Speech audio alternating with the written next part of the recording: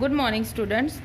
So, yesterday we have learned about the type of microorganisms. So, yesterday we have seen three types of microorganisms. One is bacteria, second is algae, and third one is fungi. So, now we will see the next type of microorganisms. So, the fourth type of microorganism is protozoa. So what is protozoa? Protozoa is in singular, it is called as a protozoan. So protozoa is basically a unicellular microorganisms, that is that organism have only single cell, and that protozoan are able to do movement for capturing its food. So for food, that protozoans move from one place to another, that means they are able to move to get their food. So their habitats where that protozoas are found in the fresh water, salt water, and soil, and also in the bodies of organisms. So there are some examples of protozoan are given: amoeba, paramecium, and trypanosoma. So next is viruses. So viruses are we can see viruses only by using the electron microscope. So if we want to observe viruses, we have to use only electron microscope. Why we require only electron microscope to observe viruses? Because viruses are very, very small in size. So when we want to observe viruses under the electron viruses, we need to magnify viruses 2 lakh times of their original size. There are some examples of viruses are given here. First one is bacteriophage, second is adenovirus, then third one is influenza virus. So it is that viruses can only grow and multiply inside the cells of organisms. That means if viruses want to multiply or to grow, they should have to be inside the cells of organisms. The outside the host cell, that means outside the host cell, they have they show no signs of life. That means outside the host cell, they act as a deactive virus. We can say they are not living in living state. So that non-living state of virus is called as a virion.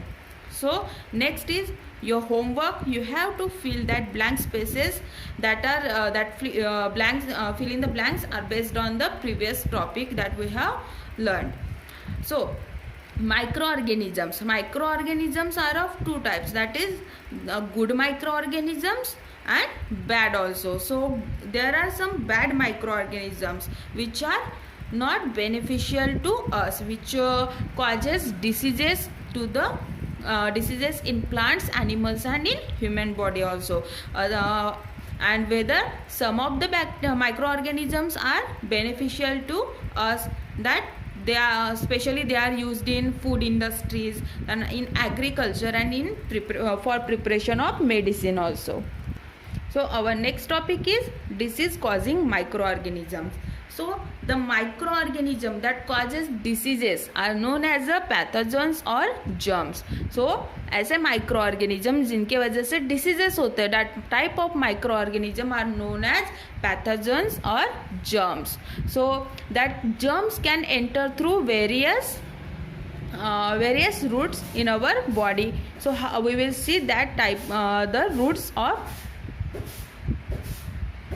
So the first one route is air. So through air, pathogens can enter from infected person to the healthy person's body.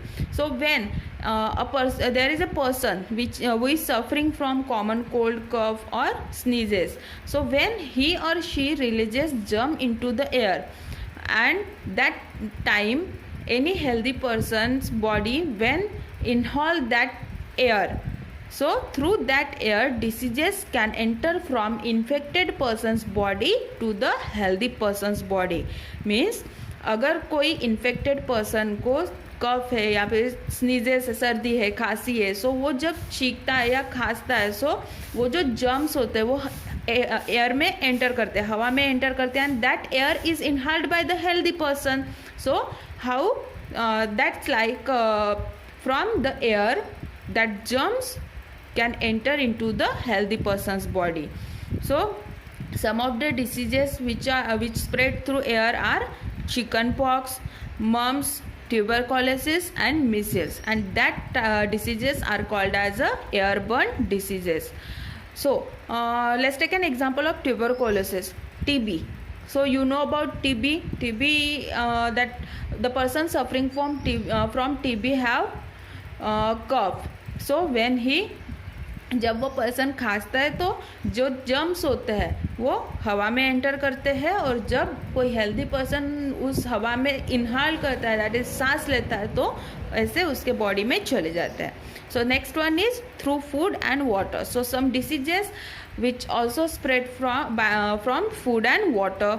So diseases like cholera, diarrhea, typhoid are caused by eating or drinking contaminated food and or water. So when person eat contaminated food or drink contaminated water as dirty water, so diseases like that person may have to suffer from diseases like cholera, diarrhea and typhoid.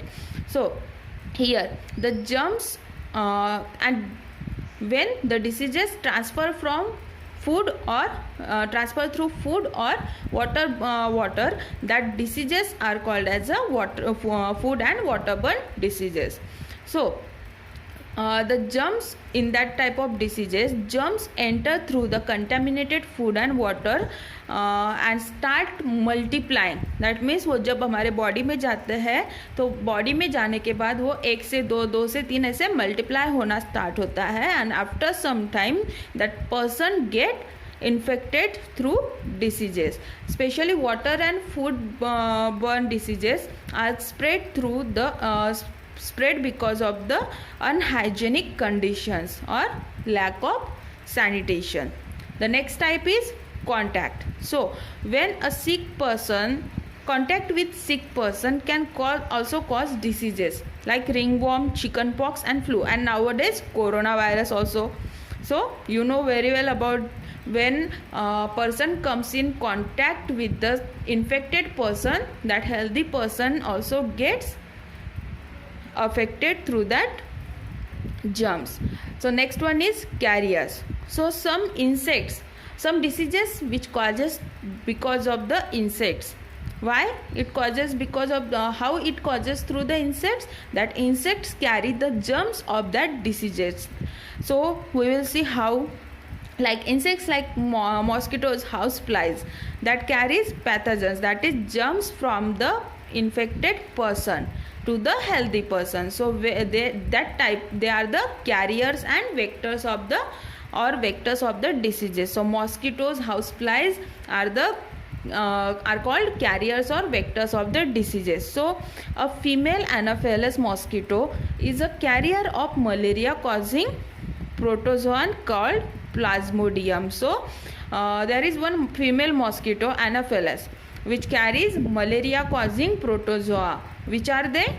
Plasmodium. So when that mosquito bites a infected person, and after that he sits on the body of any healthy person, and when he bites to that healthy person, so germs that they had carried from the infected person get transferred to the healthy person. Same, dengue fever is also caused by the virus by a virus spread by the Aedes mosquito. So dengue can also spread because of mosquito. Another examples of carrier is rats. So rats also carry germs from one place to another place. So next one is cuts and wounds. So through cuts or and wounds we get infected.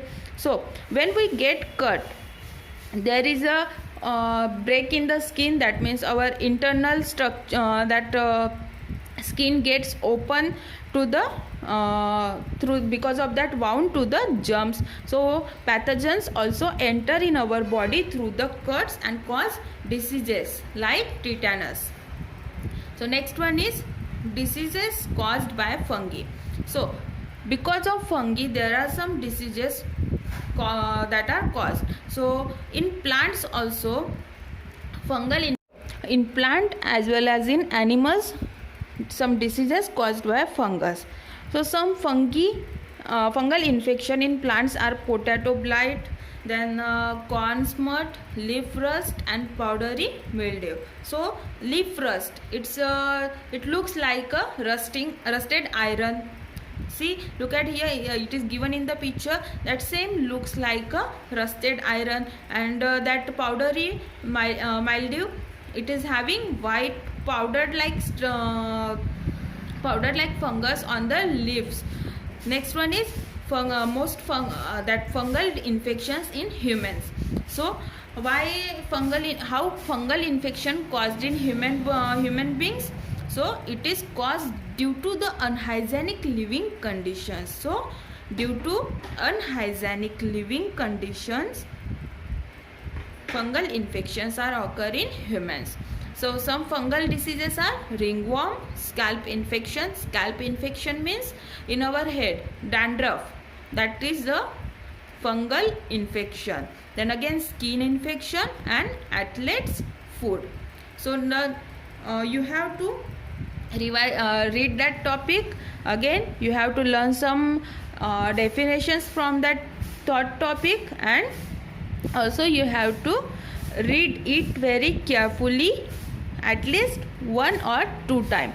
Then we will see on tomorrow, we will meet on tomorrow with the next new topic.